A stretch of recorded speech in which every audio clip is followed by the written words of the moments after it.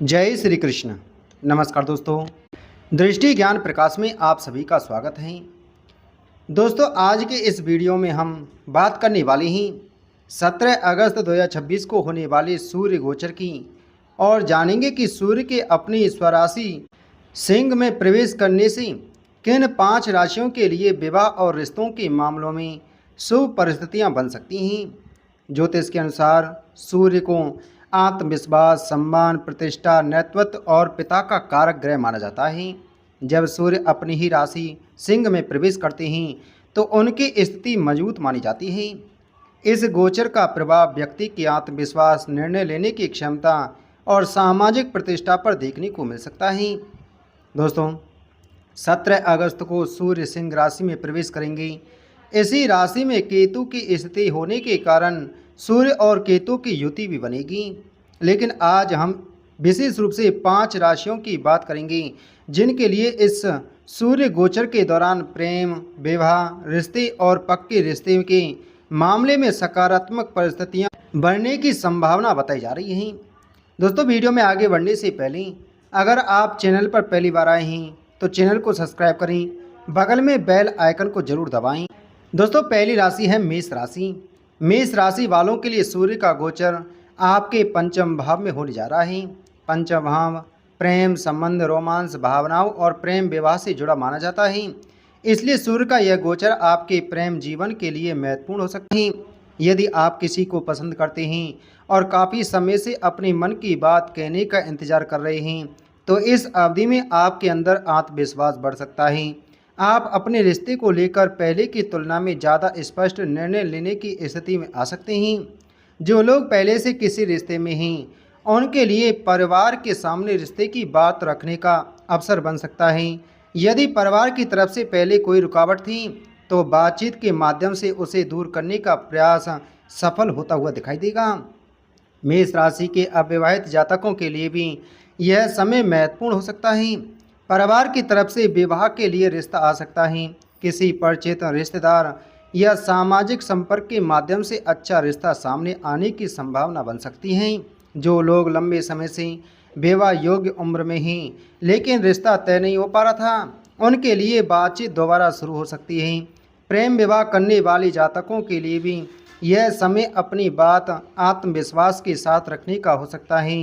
हालांकि जल्दबाजी में कोई निर्णय लेने के बजाय परिवार के बड़ों की सलाह लेना बेहतर रहेगा। इसके साथ में आपको क्या करना है कि प्रतिदिन सुबह सूर्य देव को तांबे के लोटे से जल अर्पित करें और मन में अपने वैवाहिक जीवन की शुभ कामना करें। अगली राशि है मिथुन राशि। मिथुन राशि वालों के लिए सूर्य का गोचर आपके तीसरे भाव में होने जा रहा है। यह भाव साहस, प्रयास, संवाद और छोटी यात्राओं से संबंधित माना जाता है।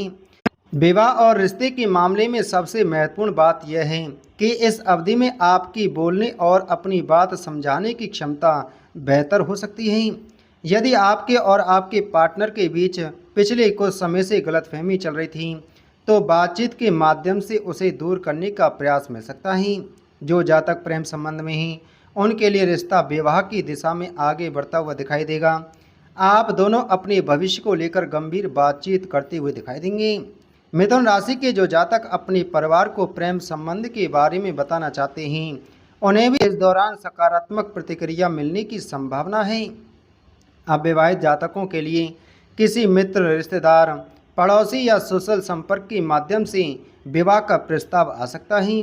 विद्यार्थी वर्ग के जिन जातकों का ध्यान प्रेम संबंध के कारण भटक रहा था वे भी इस समय अपने भविष्य और रिश्ते को लेकर गंभीर हो सकते हैं। यदि आपका रिश्ता पहले से चल रहा है और दोनों परिवारों की सहमति बाकी है तो बातचीत आगे बढ़ाने का यह अच्छा समय आपको दिखाई देगा। इसके साथ में आपको क्या करना है कि रविवार के दिन गुड़ का दान करें और प्रतिदिन सूर्य देव की पूजा करें। अपने व्यवहार में अहंकार के बजाय विनम्रता रखें। अगली राशि है सिंह राशि। सिंह राशि वालों के लिए सूर्य का गोचर प्रथम भाव में होगा। प्रथम भाव व्यक्ति के व्यक्तित्व, आत्मविश्वास और जीवन की दिशा से जुड़ा माना जाता है। इस गोचर के दौरान आपका आत्मविश्वास बढ़ सकता है और आपकी सामाजिक लोकप्रियता में भी वृद्धि देखने को मिलेगी। विवाह योग्य जातकों के लिए यह समय विशेष रूप से महत्वपूर्ण होगा। यदि काफ़ी समय से विवाह की बातचीत चल रही थी लेकिन किसी कारण से रिश्ता आगे नहीं बढ़ पा रहा था, तो अब परिस्थितियों में बदलाव दिखाई देंगे। आपके लिए कोई ऐसा रिश्ता सामने आ सकता है जिसमें परिवार की सहमति मिलने की संभावना हो। जो जातक पहले से किसी के साथ रिलेशनशिप में ही, उनके लिए रिश्ते को अगली मंजिल तक ले जाने की बातचीत हो सकती है। विवाह की तारीख, परिवारों की मुलाकात या रिश्ते को औपचारिक रूप देने जैसी चर्चा आगे बढ़ सकती हैं। व्यापार और नौकरी से जुड़े लोगों को भी इस दौरान नए अवसर मिल सकते हैं। करियर में सुधार होने से विवाह से संबंधित निर्णय लेने का आत्मविश्वास बढ़ेगा। हालांकि सूर्य के प्रभाव के कारण कभी कभी अहंकार या अपनी बात मनवाने की प्रवृत्ति बढ़ सकती है, इसलिए रिश्ते में छोटी छोटी बातों को बड़ा न बनाएं। सिंह राशि के लिए यह समय रिश्ते को पक्का करने की दिशा में महत्वपूर्ण साबित होगा, विशेषकर यदि पहले से बातचीत चल रही है। इसके साथ में आपको क्या करना है कि रविवार के दिन तांबे की वस्तु का दान करें और प्रतिदिन सूर्य देव को जल अर्पित करें। अगली राशि है धनु राशि। धनु राशि वालों के लिए सूर्य का गोचर आपके नवम भाव में होने जा रहा है। नवम भाव भाग्य, धर्म, गुरु, लंबी यात्रा और जीवन में मिलने वाले शुभ अवसरों से जुड़ा माना जाता है। इसलिए सूर्य का यह गोचर आपके लिए भाग्य के नए दरवाजे खोलता हुआ दिखाई देगा। विवाह योग्य जातकों के लिए यह समय किसी शुभ समाचार का संकेत दे रहा है। यदि आपके परिवार में काफ़ी समय से विवाह के लिए रिश्ता खोजा जा रहा है, तो कोई अच्छा प्रस्ताव सामने आने की संभावना है। विशेष बात यह है कि किसी दूर स्थान, दूसरे शहर या रिश्तेदारों के माध्यम से रिश्ता आने की संभावना बन रही है। जो लोग पहले से रिलेशनशिप में हैं, उनके लिए पार्टनर के साथ भविष्य को लेकर गंभीर बातचीत हो सकती है। दोनों परिवारों की सहमति मिलने की कोशिश आगे बढ़ती हुई दिखाई देगी। यदि किसी रिश्ते में पहले परिवार की तरफ से विरोध या असहमति थी, तो समय के साथ बातचीत का रास्ता खुलता हुआ नजर आएगा। कुल मिलाकर धनु राशि वालों के लिए यह गोचर रिश्ते को परिवार की मंजूरी और विवाह की दिशा में आगे बढ़ाने वाला समय साबित हो सकता है। इसके साथ में आपको क्या करना है कि गाय को गुड़ और गेहूं खिलाएं। रविवार के दिन सूर्य देव की उपासना करें और बड़ों का आशीर्वाद लें। अगली राशि है कुंभ राशि। कुंभ राशि वालों के लिए सूर्य का गोचर आपके सप्तम भाव में होने जा रहा है। सप्तम भाव विवाह, जीवन साथी और वैवाहिक संबंधों का प्रमुख भाव माना जाता है। इस कारण कुंभ राशि के जातकों के लिए यह गोचर विवाह और पार्टनरशिप के मामले में विशेष महत्व रखता है। यदि आप अविवाहित हैं और काफ़ी समय से विवाह के लिए अच्छे रिश्ते की तलाश कर रहे हैं, तो इस अवधि में कोई अच्छा प्रस्ताव सामने आने की संभावना है।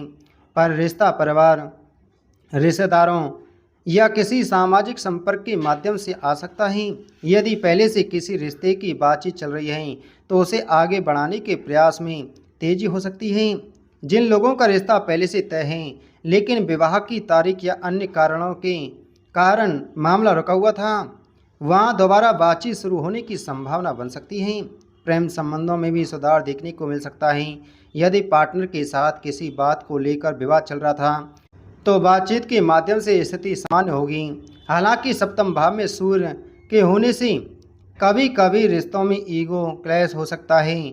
इसलिए पति पत्नी या प्रेमी प्रेमिका दोनों को एक दूसरे की बात समझने का प्रयास करना चाहिए।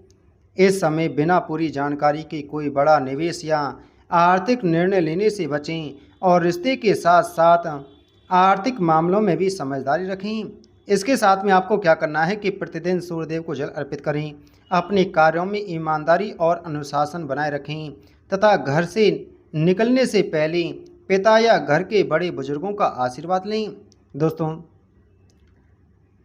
तो ये थी 5 राशियां जिनके लिए 17 अगस्त 2026 के सूर्य गोचर को ज्योतिषीय दृष्टि से विवाह, प्रेम संबंध और पक्के रिश्ते के लिहाज से महत्वपूर्ण माना जा रहा है।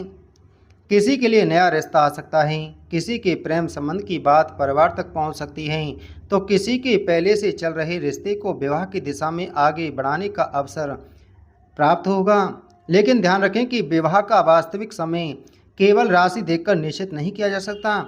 इसके लिए जन्म कुंडली, सप्तम भाव, सप्तमेश, शुक्र, गुरु और दशा अंतर्दशा आदि का विश्लेषण आवश्यक होता है।